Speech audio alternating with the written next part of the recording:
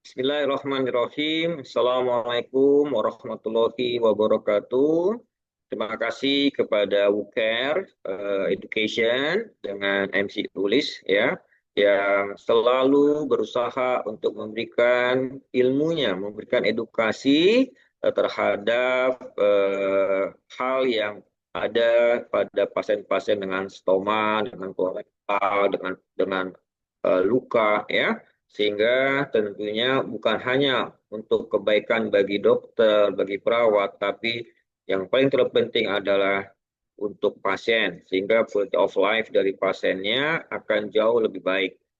Dan berikutnya saya juga ucapkan terima kasih kepada Bapak Ibu peserta webinar pada siang hari ini yang tetap semangat ya, untuk menambah ilmu.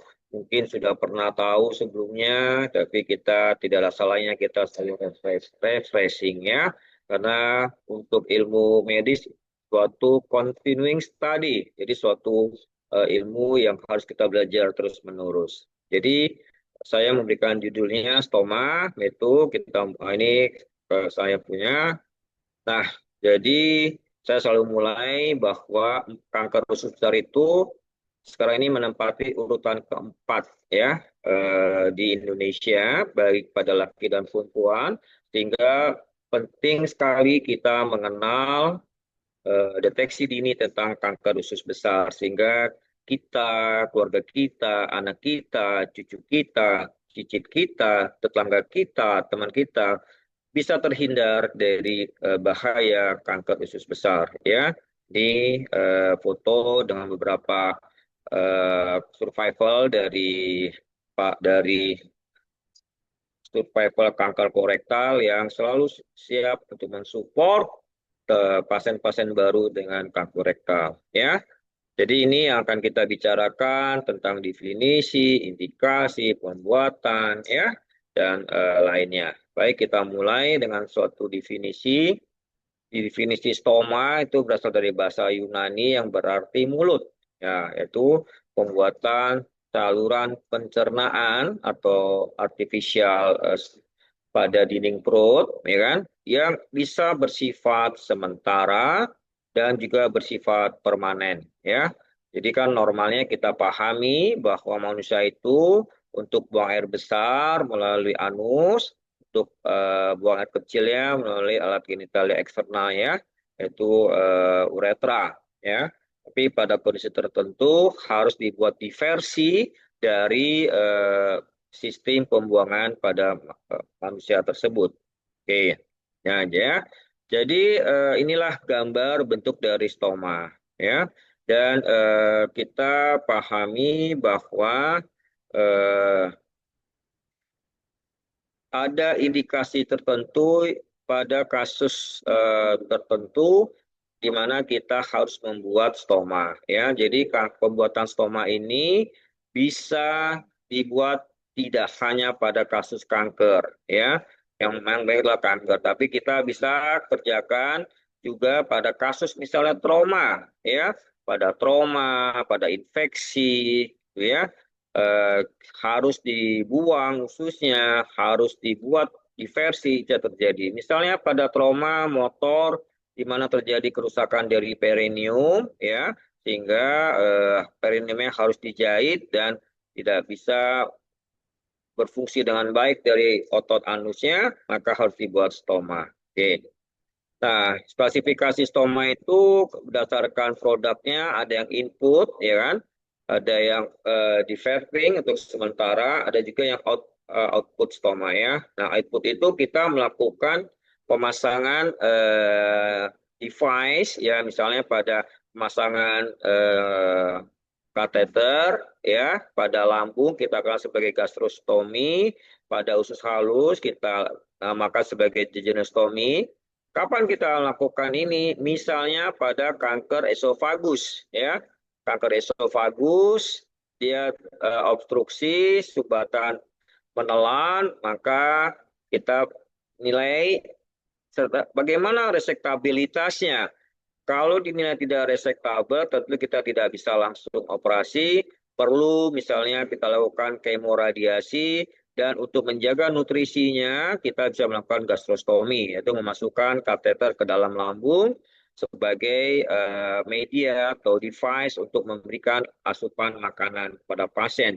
Karena pada pasien kanker harus dijaga nutrisinya sehingga imunitasnya bisa terjaga dengan baik.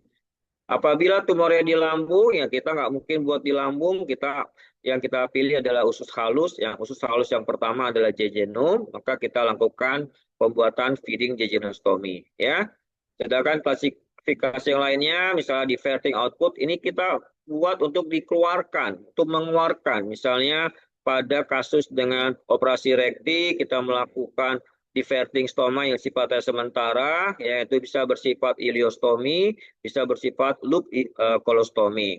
Sedangkan pada yang kita pahami untuk output, ya tergantung dari apa yang kita lakukan, tergantung penyakitnya, kita bisa melakukan iliostomi, kolostomi, termasuk ilia kondui yang barusan saya kelar operasi, ya kan?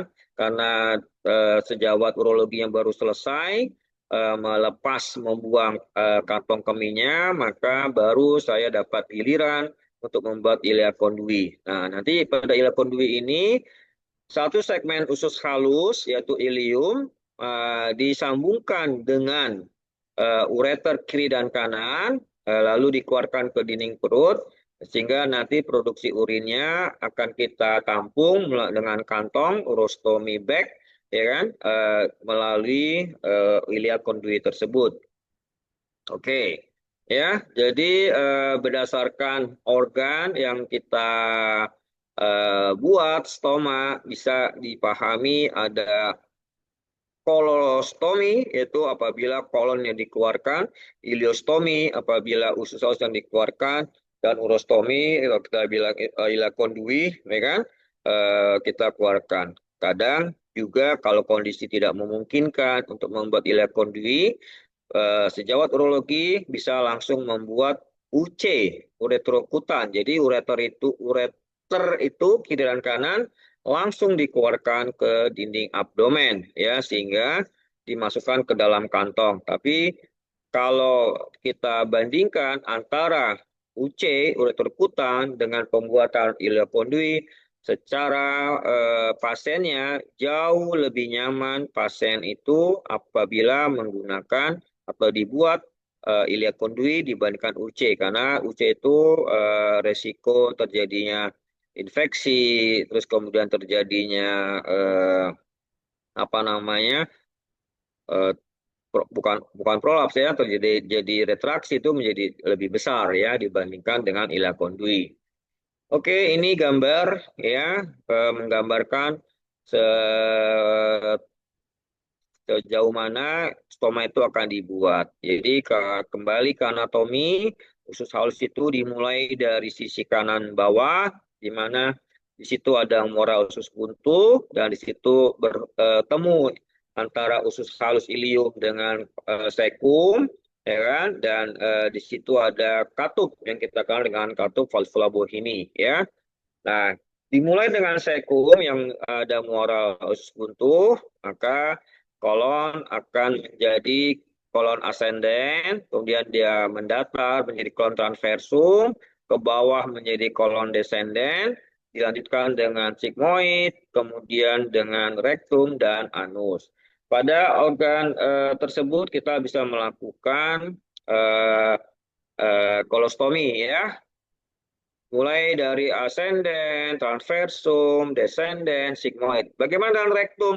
Rektum pendek, ya, sehingga kita tidak mungkin untuk mengangkat si rektum tersebut ke dinding abdomen, karena apa?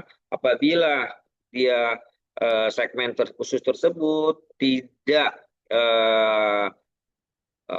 bebas atau tidak longgar, maka resiko terjadinya komplikasi dari pembuatan stoma itu, misalnya terjadi nekrosis stoma, terjadi retraksi stoma, terjadi stenostoma, itu menjadi lebih besar. Sehingga biasanya pada usus besar kita maksimal membuat stoma pada usus kolon sigmoid, ya kan? Oke.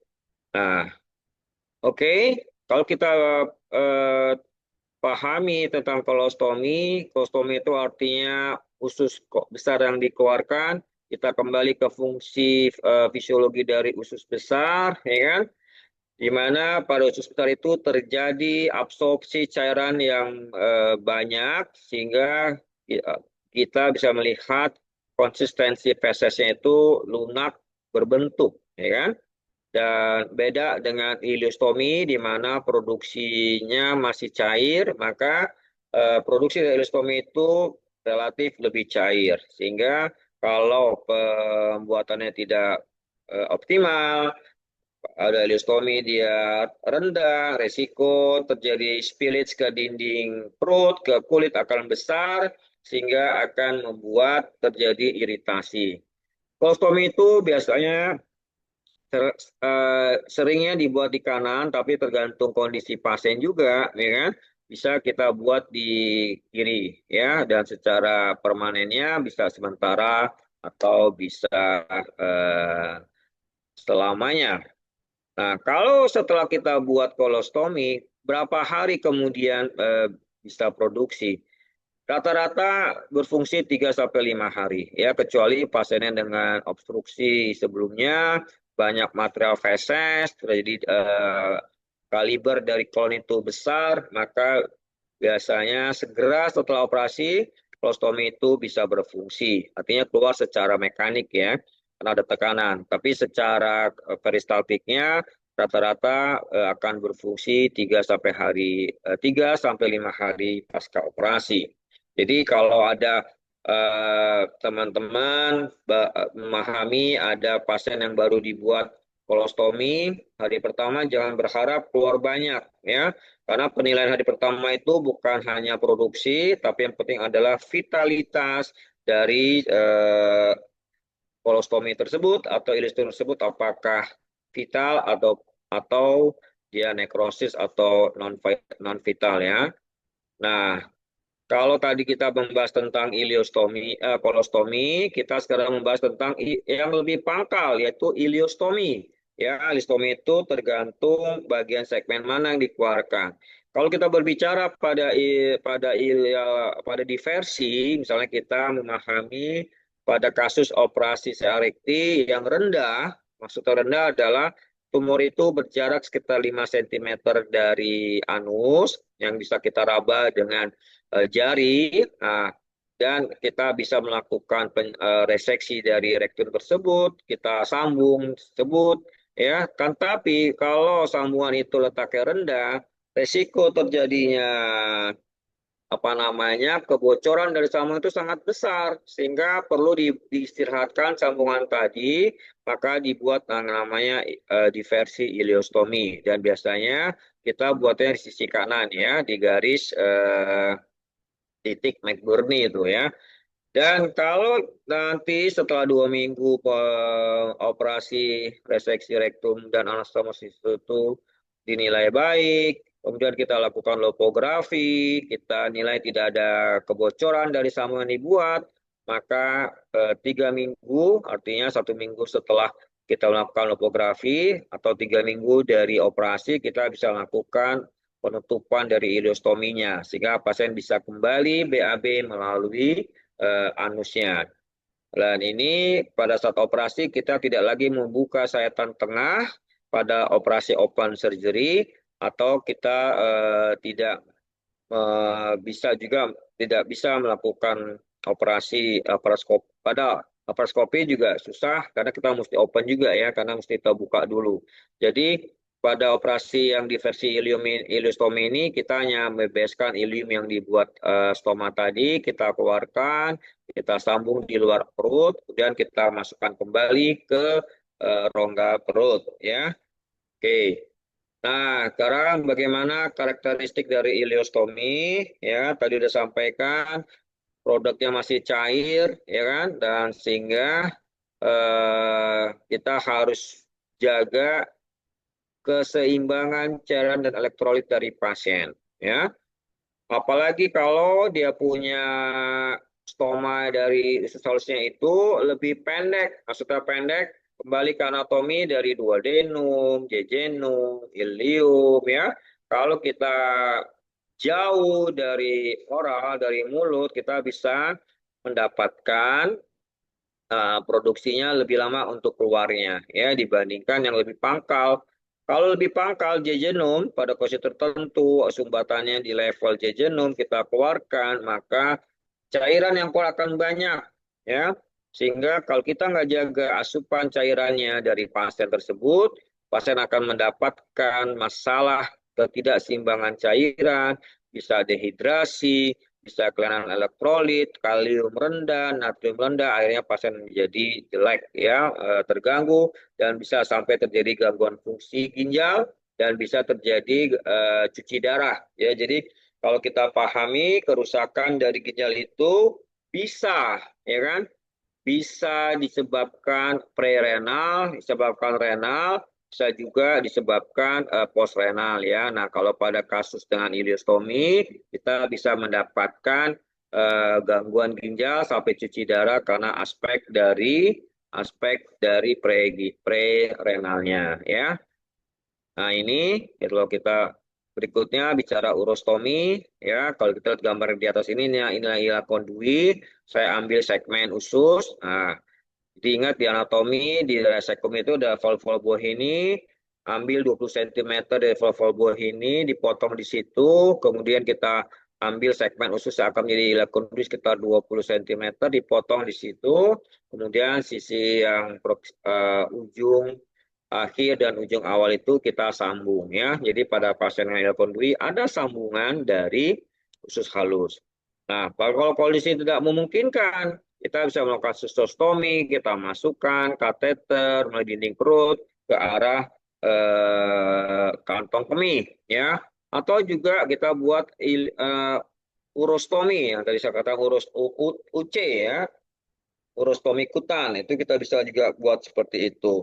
Ya, yang kalau nggak mungkin juga, ya, terjadi hidronefrosis bilateral, maka dokter urologi akan membuat nefrostomi. Jadi langsung di belakang, di pinggang, dimasukkan kateter untuk menuju velum dari ginjal, tujuannya untuk mengalirkan urinnya. Pada beberapa kasus dengan gangguan ginjal akibat obstruktif, akibat postrenal, setelah dilakukan nefrostomi atau dilakukan sistostomi, maka bisa kembali normal dari gangguan masalah ginjalnya. Ya inilah urostomi, ya kan? Dan ini dikerjakan bersama-sama dengan tim dari urologi, ya. Jadi tim urologi yang melakukan operasi membuang kantong kemihnya setelah selesai karena memungkinkan kita buat ilia kondui, maka kita lakukan pembuatan ilia kondui. Baru selesai saya tadi buat ilia kondui. Rata-rata kalau kami di Darmais dalam 1 minggu, ya 1 minggu itu bisa 2-3 pasien kami buat ilia kondui, ya. Oke. Nah ini urostomi. Nah kalau urostomi itu eh, kita meletakkannya di sisi kanan bawah, ya. Dan sifatnya itu akan menjadi permanen. Nggak mungkin kita lagi koreksi lagi, ya. Untuk urostomi langsung permanen, ya. Dan otomatis karena itu dia disambungkan dengan urin, maka dia akan langsung berproduksi, ya, langsung urin dan produknya adalah urin. Ingat, ya. Tidak hanya urin, karena ada satu segmen usus yang menjadi kantong untuk membuang, ya kan? Untuk membuang urin itu, nah segmen usus tadi itu masih mempunyai mukosa, ya. Mukosa itu karena dia suatu mukosa mengandung kelenjar adeno, maka bisa didapatkan produksi urin itu bercampur dengan mukus itu lendir, ya. Nah, jadi jangan heran kalau pada pasien yang urostomi kita dapatkan produksi urinnya masih dia mengandung lendir ya atau mukus. Oke.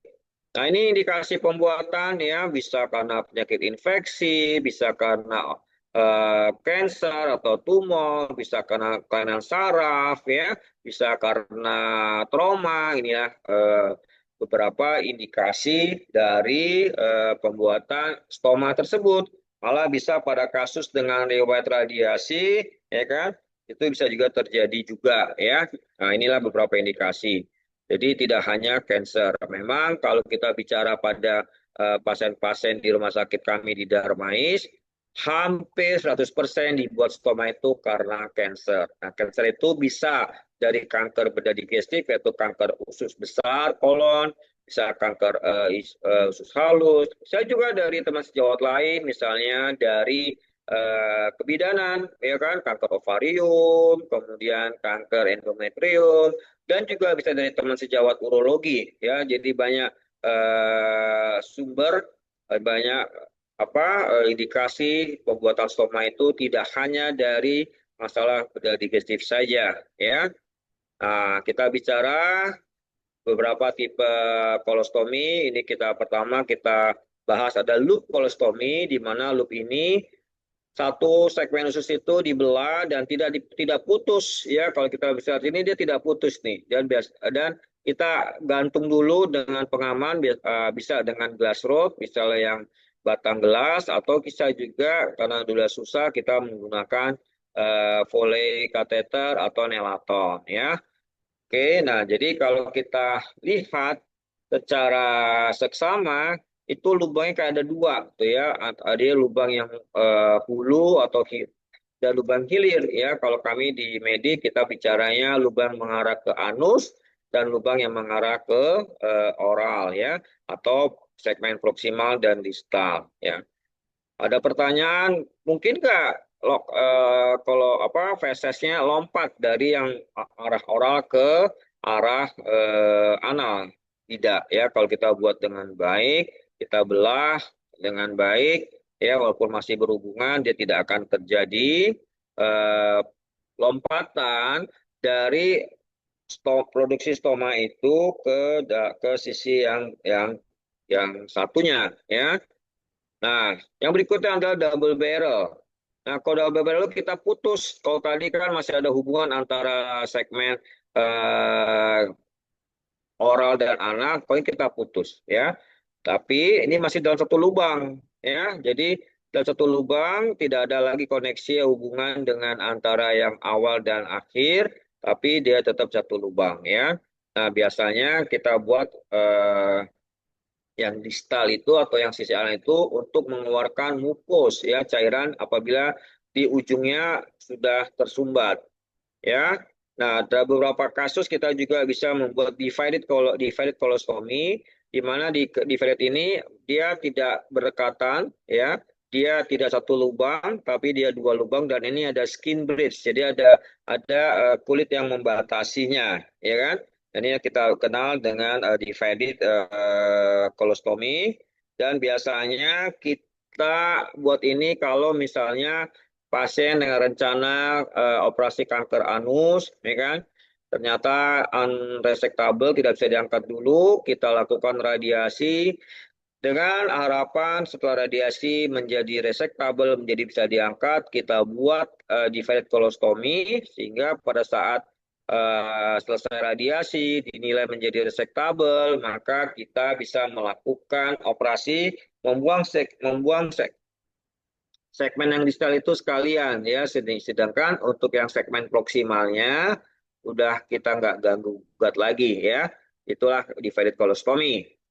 Oke, yang berikutnya pada kasus dengan anorektal, kita buang anusnya, ya, atau pada Hartmann prosedur, kita pertahankan segmen usus yang menuju anus, karena untuk sementara misalnya pada kasus sumbatan, maka bisa kita dapatkan adanya enkolostomi. Kalau enkolostomi itu lubangnya cuma satu, ya, bisa lihat di gambar ini lubang cuma satu, ya. Enkolostomi itu biasa kita buat pada kasus-kasus yang anorektal, di mana anusnya harus dibuang sehingga hanya dibuat satu lubang, ya. Nah, bagaimana dengan ileostomi? Sama, ya. Ileostomi juga bisa dibuat end ileostomi, bisa juga dibuat loop ileostomi. Ya, ini sama, ya. Jadi hanya organ aja membedakan antara kolon ataupun ileum, ya. Sedangkan untuk bentuknya sama, ada loop, ada divided, ada double barrel. Oke. Nah, sekarang kalau kita bisa lihat, membandingkan bagaimana produksi dari kolostomi dan ileostomi, kita bisa bicara adalah segmen mana yang dibuang. Jadi kalau kita ingat kembali anatomi dari rongga mulut, esofagus, lambung ya, kemudian usus 12 seri duodenum, usus halus yang kita mulai dengan jejunum, ilium, kemudian kolon ya, dari mulai kolon kanan, ascending, transversum, descending. Jadi semakin dekat dari arah mulut ya, maka produksinya akan cair. Dan semakin dekat dari arah mulut, produksinya akan banyak. Tapi semakin jauh dari arah mulut, maka produksi dari fesesnya itu makin padat ya, sehingga kalau kita lihat di sini di sigmoid hampir ke arah anus, fesesnya menjadi padat. Sehingga pada saat perawatan akan jauh lebih mudah kita melakukan perawatan pada feses yang padat dibandingkan feses yang cair ya. Oke, kita lihat. Nah, kita akan mulai dengan bagaimana sih kalau pasien sudah didiagnosa penyakitnya, kemudian kita sudah rekomendasikan tindakannya, dan kita rekomendasikan pembuatan stoma apapun itu, maka kita harus sampaikan apapun itu kepada pasien, ya, karena yang dialami adalah pasien, yang mengalami adalah pasien, yang akan menjalankan operasi adalah pasien, dan yang akan dibuat adalah pasien, buat stoma adalah pasien. Sehingga perlunya edukasi yang sangat baik oleh dokternya di pertama kali ketemu, ya kan, atau pertama beberapa kali sebelumnya untuk menjelaskan kenapa pasien ini dibuat stoma, stoma apa yang dibuat, apakah ini permanen, apakah ini eh, sementara, apakah ini memang harus, ya kita bicarakan ya.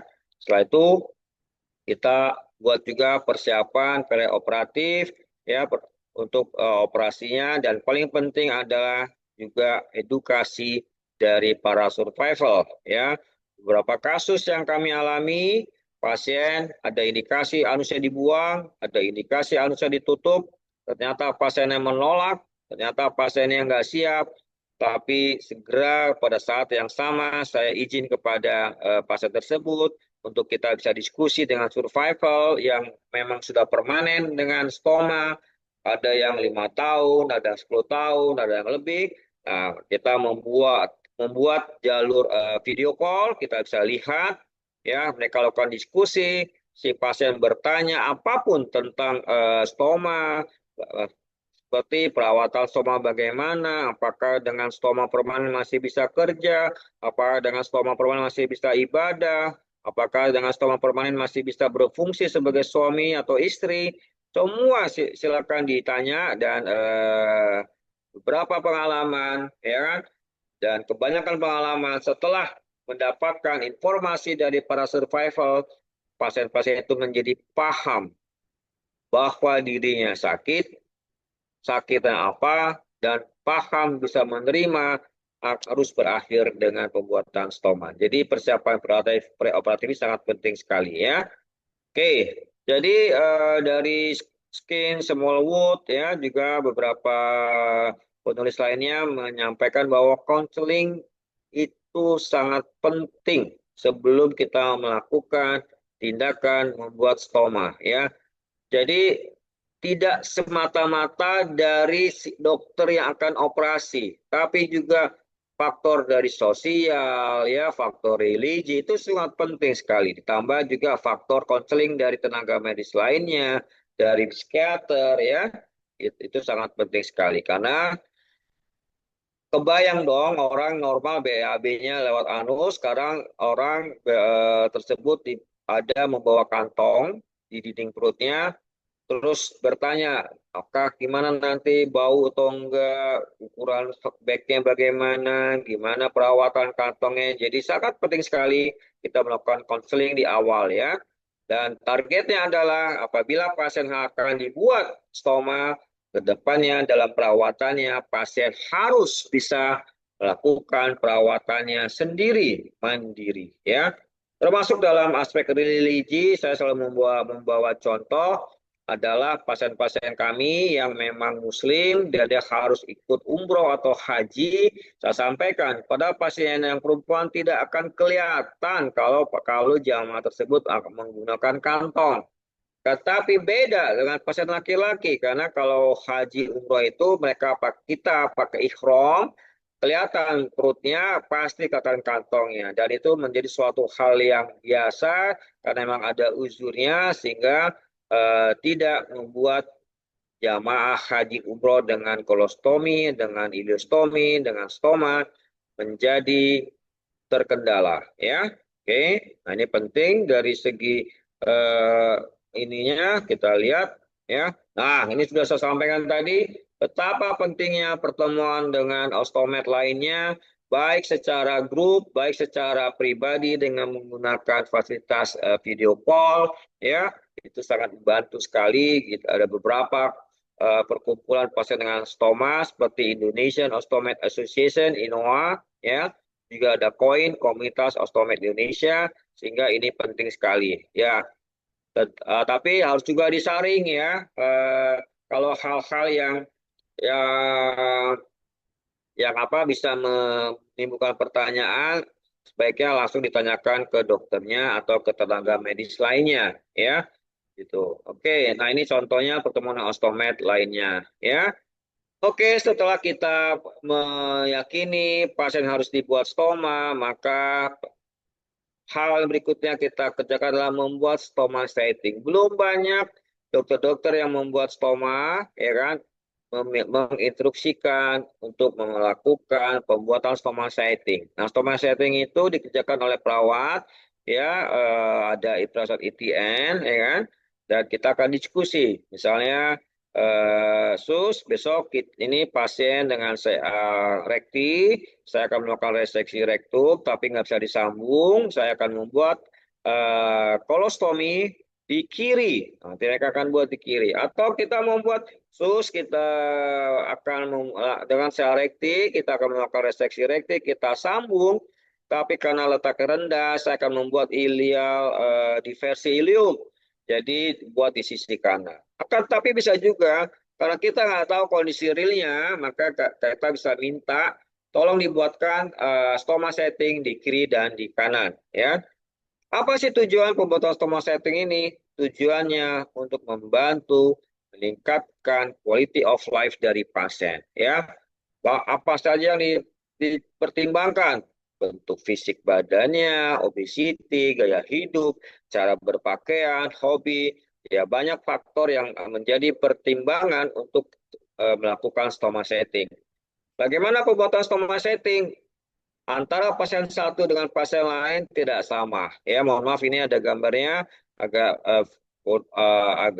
porno, tapi tujuannya adalah kita bisa bayangkan, mohon maaf, pada pasien yang perempuan dengan payudara yang sudah menggantung, jangan sampai payudara itu menutup, ya, menutup stomanya sehingga mengganggu dalam proses perawatannya, ya. Kita bisa lihat untuk menekan stoma itu jangan di garis pinggang, jangan dekat tulang, jangan dekat bekas operasi. Jadi ada beberapa eh, catatan yang harus dibuat oleh perawat yang akan membuat stoma setting. Nah ini contohnya pasien kita nilai secara tiduran, kita nilai secara berdiri, ya kan? Nah kemudian kita ambil titik pusar, kita ambil titik tulang sias, kemudian kita bagi tiga, ya, kemudian kita taruh di otot rectus. Jadi kolostoma itu yang terbaik adalah ditaruh di otot rectus.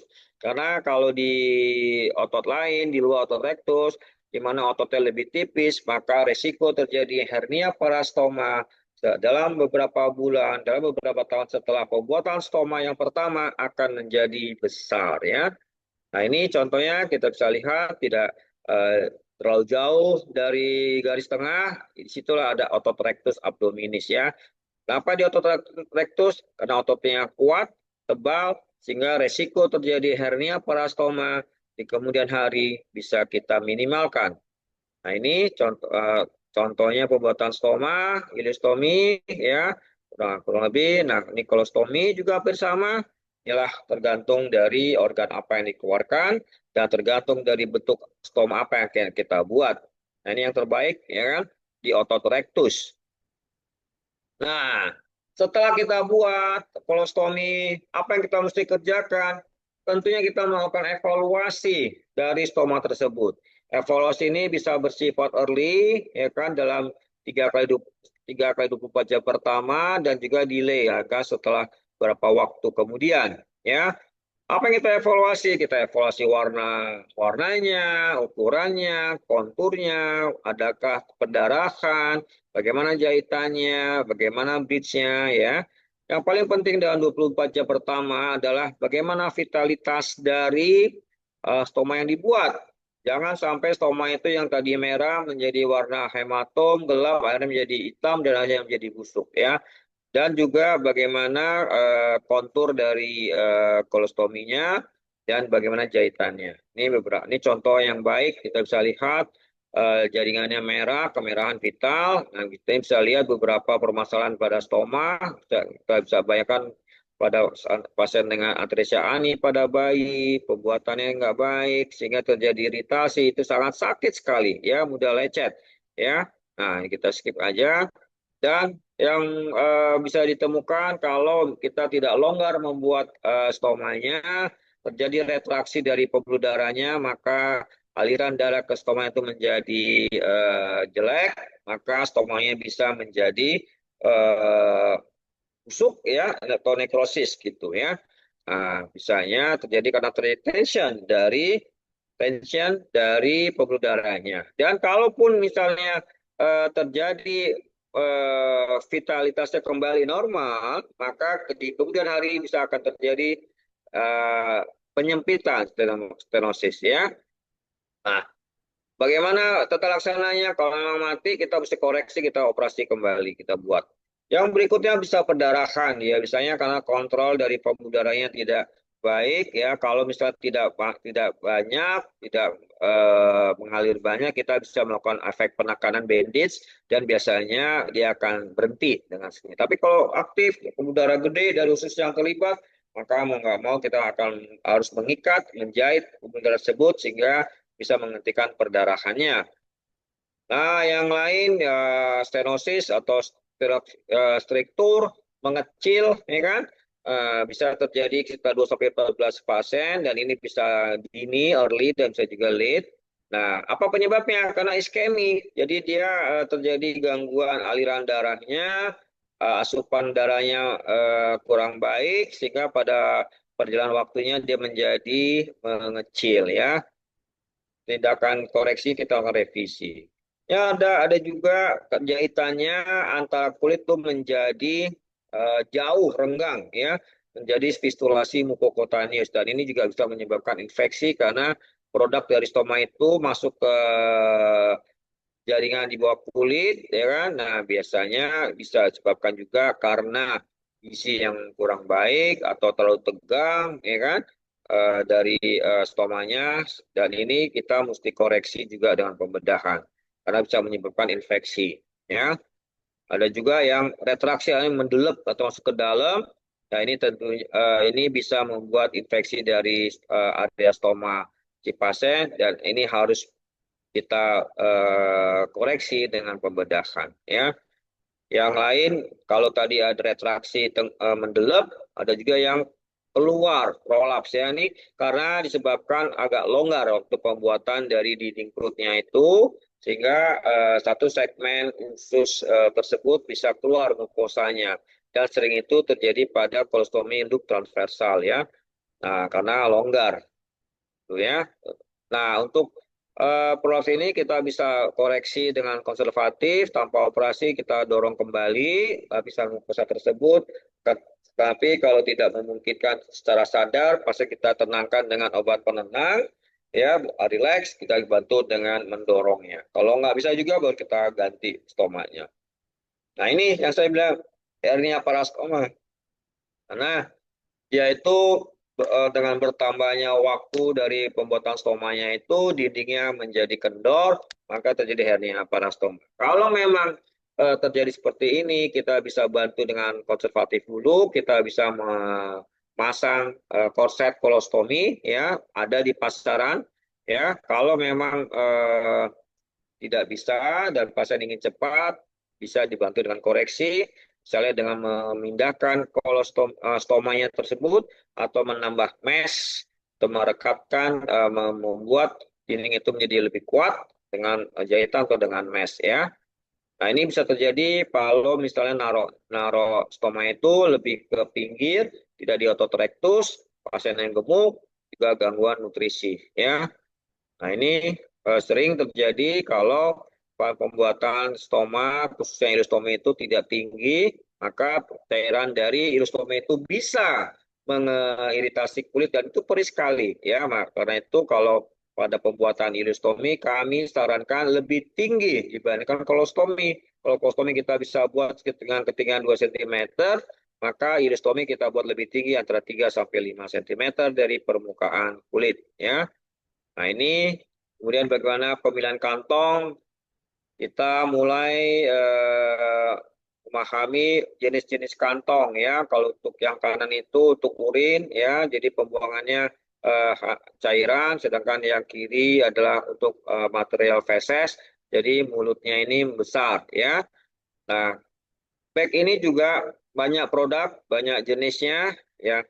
Antara satu pasien dengan pasien lain tidak sama sensitivitasnya. Ada yang sensitif dengan A, ternyata alergi dengan B. Ada yang sensitif dengan B, ya kan? Atau baik dengan B, tapi alergi dengan A bisa juga. Jadi nanti silakan dipilih mana yang tidak membuat gangguan pada pasien. Kalau untuk kola kantong itu ada yang one piece antara perekat dengan kantongnya menjadi satu, ada yang dengan pembuangan, ada juga tidak pembuangan. Kalau tidak ada pembuangan, maka kantong penuh langsung dibuang kantong diganti baru. Tapi kalau ada pembuangannya, kita hanya buka klipnya, kita kosongkan. Pertanyaannya adalah dari pasien berapa lama sih dok kita pasang kantong itu satu kantong.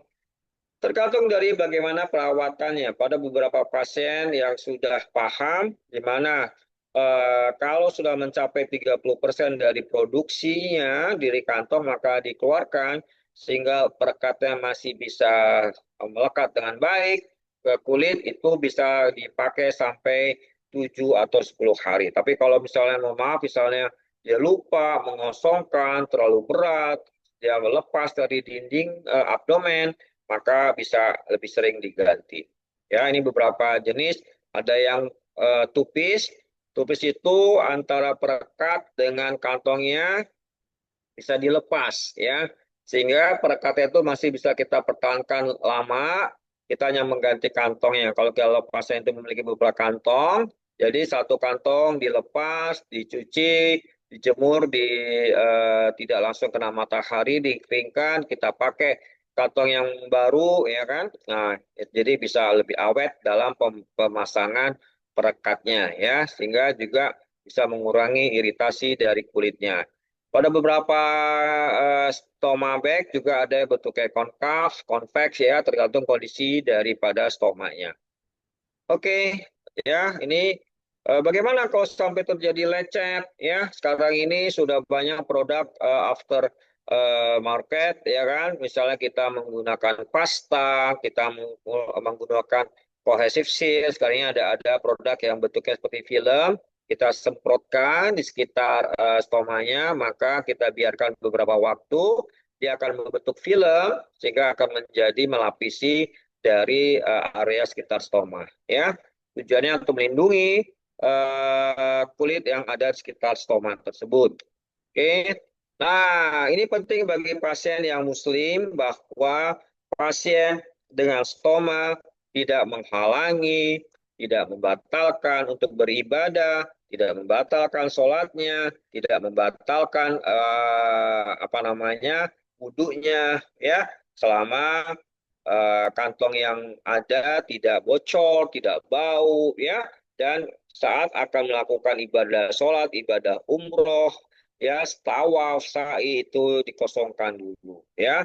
Dan kalau pasien itu sudah bisa menilai berapa lama kemudian setelah dia makan, rasa sel akan keluar, dia bisa mengatur pada saat ibadah, ya, tidak tidak keluar produksi dari fesesnya. Penting juga pada pasien yang berkeluarga tentang suami istri, ini penting jangan sampai karena ada stoma hubungan keluarga, hubungan suami istrinya menjadi hilang. Tidak, ya, tetap bisa melakukan hubungan suami istri. Kita atur, misalnya kita tutup colostomy bag-nya atau menggunakan colostomy bag yang warnanya tidak transparan, atau kita membuat baju dari colostomy bag-nya sehingga tidak ilfil kalau melihat produksi dari kolostominya. Kemudian sebelum berhubungan dikosongkan, mandi dulu seperti biasa lah ya, biar wangi gitu ya. Nah, kemudian baru silakan melakukan hubungan intim suami istrinya ya. Oke, saya rasa itu statement saya terakhir. Saya izin menyampaikan suatu hadis yang menyatakan kenikmatan yang sering dilalaikan umat manusia adalah waktu dan kesehatan. Jadi, di saat kita diberikan umur, di saat kita diberikan kesehatan, jaga waktu tersebut karena waktu tidak bisa berulang dan kesehatan tidak bisa kita jaga kalau selama kita diberikan kesehatan, kita tidak menjaganya. Apa yang menjadi kita jaga? Kita paham bahwa mulut ini, saya kasih contoh, mulut kita, maksud mulut saya, itu menjadi sumber penyakit. Satu, penyakit hati, misalnya apa yang keluar dari mulut kita memaki orang, marah sama orang, ya, gibah, gosip, itu menjadi penyakit hati dan akan menjadi penyakit badan, penyakit organik terkait apa yang kita masukkan ke rongga mulut. Apakah itu cairan, minuman, apakah itu makanan. Kita tahu sekarang bahwa angka kejadian cuci darah banyak dijumpai pada usia muda. Kenapa? Karena banyak usia muda yang meminum minuman yang diawetkan seperti misalnya minuman kemasan, ya, kemudian minuman energi yang dia tidak apa namanya, tidak jaga, dan juga makanan yang diawetkan, yang dibakar-bakar, tinggi lemak itu menjadi sumber penyakit. Contoh, kalau banyak makan lemak, maka risiko sakit jantung akan meningkat, sakit stroke akan meningkat, termasuk sakit kanker akan meningkat. Juga kalau misalkan makanan tinggi gula, maka risiko terjadi kencing manis atau DM juga meningkat. Baik, saya rasa itu slide saya terakhir. Semoga di siang hari ini tentunya pada saat Bapak Ibu setelah makan siang dan umumnya kalau makan siang usus akan bekerja lebih tinggi sehingga seringnya ngantuk ya. Maka mudah-mudahan pada siang hari ini masih bisa semangat, masih bisa fokus untuk mendengarkan sedikit sharing dari para pembicara yang dibuat pada hari ini oleh tim UKER. Demikian Ulis, waktu dan tempat saya kembalikan kepada Ulis. Demikian dari saya, wassalamualaikum warahmatullahi wabarakatuh. Waalaikumsalam warahmatullahi wabarakatuh. Wah, terima kasih Dr. Fajar yang sudah memberikan materi yang sangat luar biasa. Kita beri aplaus dulu nih untuk Dr. Fajar. Baik Bapak Ibu, kita masuk kepada sesi tanya jawab dan untuk Dr. Fajar ketahui bahwa hari ini juga kita bersama dengan para ostomed. Nah, ini anggota dari Museum Ostomi Indonesia, salah satu organisasi yang dibuat oleh WUKET. Nah, baik Bapak Ibu, kita akan langsung masuk kepada sesi tanya jawab. Di sini sudah ada ya raise hand dari Kang Jai. Oke, mungkin saya bisa unmute. Oke, apakah sudah bisa? Oke, silakan untuk Baik, pertanyaannya. Assalamualaikum warahmatullahi wabarakatuh. Waalaikumsalam warahmatullahi wabarakatuh. Yang saya hormati Dr. Fajar dan Tesamka, beserta teman-teman Ostomed yang lainnya. Perkenalkan, nama saya Kang Jai dari Tangerang. Dokter dan Samka, saya ingin bertanya, karena saya dari tahun 2023 akhir itu eh, dipakaikan apa namanya stoma ya, itu nggak ada masalah awal mulanya. Dan di tahun 2024 akhir, saya di operasi yang kedua, ditutup karena nggak bisa tersambung, dan kemudian saya kemo, dan saya udah beradaptasi dengan stoma ya. Saya juga hari ini baru pertama kali pakai kemeja lagi nih. Saya kan ngajar ya, jadi pakai kemeja lagi. Biasa, saya masukin biasa. Saya kosongkan dulu sesuai dengan arahan bersama atau mungkin yang saya lihat dari orang-orang yang bertahan dengan ostomed ini ya. Jadi saya tetap percaya diri untuk ngajar, walaupun awal mulanya juga sedikit malu juga ketika saya ngajar bunyi gitu kan. Kalau stoma kan nggak bisa kayak biasa ya. Kalau bunyi itu langsung bunyi aja. Tapi untuk mereka-mereka kayak milik saya suka bertanya itu apa yang bunyi. Saya sampaikan bahwa saya pakai stoma. Nah kembali ke pertanyaan, ini kan saya tutup permanen ya dok. Untuk saya sendiri eh, berat badan yang tadinya turun drastis dari 70, maaf dari 80 ke 45 itu sekarang udah mulai normal lagi. Sekarang udah 77. Nah, apakah saya boleh sambil gym? Karena kan saya pakai stoma, karena khawatir kan makin obesitas nih. Makan saya kan udah banyak. Nah, apakah saya boleh nge-gym ya kan? Biar nanti bisa mengatur berat badan. Kemudian, bolehkah saya jongkok? Karena kemarin pas saya jongkok masih agak perih ya. Mohon maaf, bawahnya masih agak perih. Apakah itu karena belum kering? Karena waktu pas pertama di tahun 2023 akhir nggak ada masalah karena belum tutup. Nah setelah ditutup pergerakan saya agak berkurang, khususnya pas bagian jongkoknya aja. Itu aja ya dokter. Salam kak. Terima Terima kasih. kasih. Wassalamualaikum warahmatullahi wabarakatuh. Waalaikumsalam warahmatullahi wabarakatuh. Terima kasih Kang J. Ini suatu sharing yang sangat baik bahwa pasien dengan stoma, kalau kita paham sebagai ostomed, tidak menghalangi kehidupannya, tidak menghalangi profesi apapun. Ya, Kang J mengajar ya kan, Kang J. Iya, Juga ada beberapa pasien saya, teman saya yang juga punya profesi lain. Malah saya punya teman, seorang bedah digestif ya di Rumah Sakit Fatawati. Dia pakai kantong karena penyakitnya yang bukan penyakit dari kanker usus, kanker yang lain, tapi dia pakai kantong. Bayangkan seorang dokter bedah digestif yang memang hari-hari kerja untuk operasi bedah digestif, dia menggunakan kantong. Dan tapi tetap dengan semangat, dengan spiritnya bahwa seorang ostomed bukan akhir dari kehidupannya, tetap bisa berprestasi betul. sebagai seorang manusia, bisa berprestasi sebagai seorang pengajar, bisa berprestasi secara dengan profesi lainnya, makanya suatu hal yang luar biasa ya. Dan inilah yang saya sampaikan tadi, ini perlu ditularkan, disampaikan kepada para calon pasien yang memang harus dibuat kalau stoma yang bersifat permanen kah atau bersifat temporary sementara sehingga akan menambah kepercaya diri dari pasien untuk bisa menerima rekomendasi tindakan apapun pada hal ini pembedahan yang harus terkait dengan stoma. Ini sangat penting sekali ya. Terima kasih Bang Jai, Kang Jai untuk Iya, sharingnya dan untuk sama-sama dokter. masalah olahraga, Iya, anything do you like your sport, just do it, ya kan? Dan paling nggak mm, 100% kalau nge-gym jangan yang angkat bebannya terlalu berat karena itu kan ada iya, tekanan ya.